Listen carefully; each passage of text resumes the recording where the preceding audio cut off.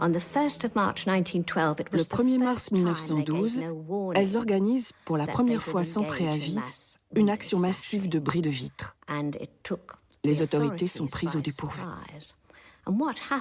Ce qui s'est passé, c'est que des femmes de la classe moyenne sont descendues dans la rue avec leurs robes longues, les mains dans leurs manchons, où elles cachaient un tout petit marteau. Et à l'heure dite, à 5 heures, elles ont sorti leur marteau et ont brisé toutes les vitrines. Dans le délit graphique du 12 mars, la description est impressionnante. Le West End londonien a été hier soir le théâtre de vandalisme sans précédent perpétré par les suffragettes. Les femmes ont voulu promouvoir leur cause en faisant des milliers de livres sterling de dommages sur les vitrines des magasins de l'Ouest londonien. Des bandes de femmes paradaient dans Regent Street, Piccadilly, The Strand, Oxford Street et Bond Street, brisant les vitrines à l'aide de pierres et de marteaux. Dans tous les quartiers, le saccage était soigneusement préparé et organisé. Il avait lieu si soudainement que les commerçants voyaient leurs propriétés endommagées avant même qu'ils n'aient pu faire quoi que ce soit. Elles n'utiliseront plus le militantisme pour résister, mais pour intimider.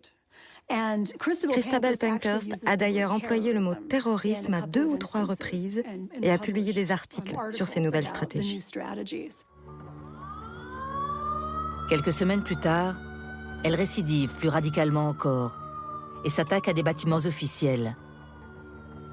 Plus de 200 suffragettes sont arrêtées.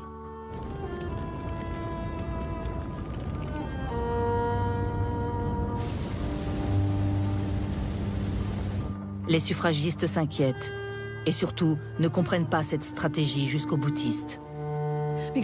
Parce que l'un des arguments des membres de la WFL, la Ligue pour la liberté des femmes, était que la contestation devait être logique, que l'incendie criminel ne rimait à rien pour les gens ordinaires.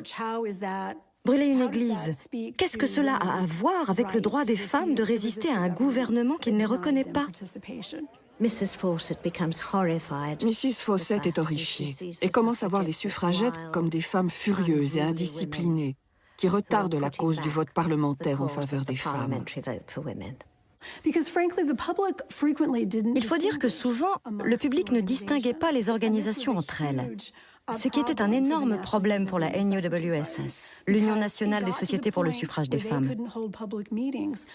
C'était arrivé au point où, quand elles faisaient des réunions publiques, comme les gens croyaient que c'était des suffragettes, ils leur jetaient des pierres et des œufs pourris. Et elles n'arrivaient pas à leur faire comprendre qu'elles n'étaient pas celles qu'ils voulaient attaquer.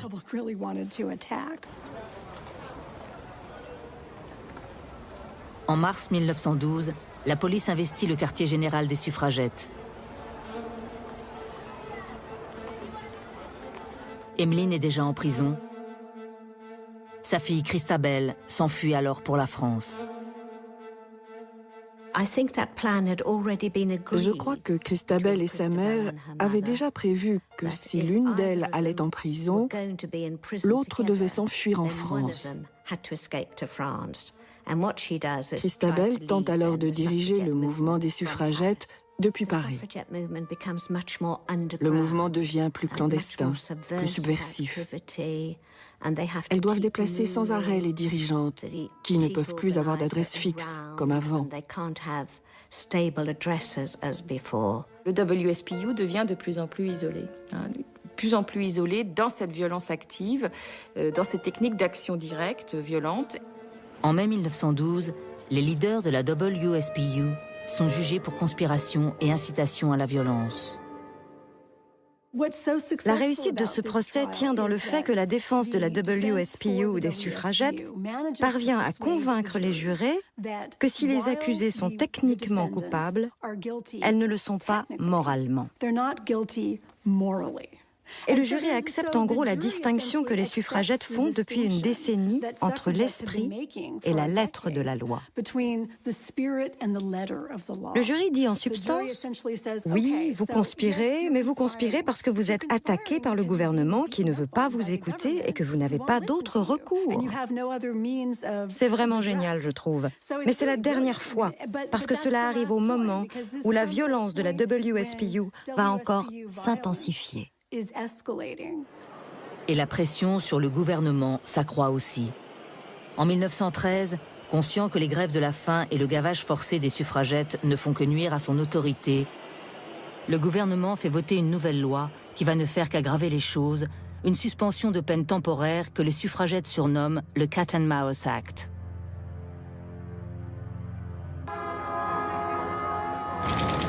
Mais en 1914, les suffragettes sont dans une impasse. Les préoccupations des Britanniques sont tout autres. Le Royaume-Uni s'engage dans la Première Guerre mondiale.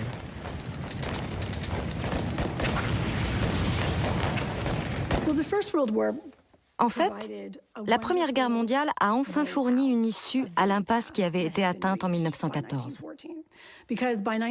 En 1914, la WSPU avait vraiment, dans son utilisation croissante de la violence, créé un blocage au Parlement.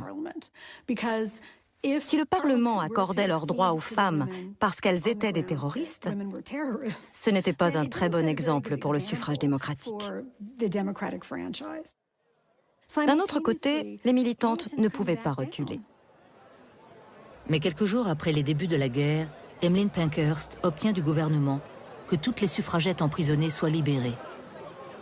En échange de quoi, la WSPU s'engage à cesser toute violence et même à soutenir l'effort de guerre. Emmeline Pankhurst recrute ce qu'on a appelé les munitionnettes, c'est-à-dire toutes ces jeunes ouvrières. Elle faisait des recrutements, des tournées pour les convaincre d'aller travailler en usine.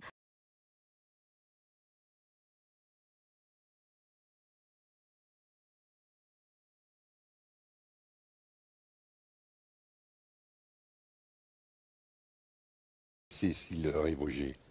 Alors, les loges de la Grande Loge féminine de France. Oui, donc les loges d'adoption. Oui, voilà. Alors, ces loges d'adoption, elles vont évoluer après-guerre, en fait. Puisqu'en 1945, après la Seconde Guerre mondiale ou la après Première la Deuxième Guerre mondiale, en 1945, et ce n'est pas un hasard, là non plus, ça veut dire que les femmes en France, comme ailleurs, pendant la Deuxième Guerre mondiale, ont pris des responsabilités, forcément, puisque les hommes étaient au combat.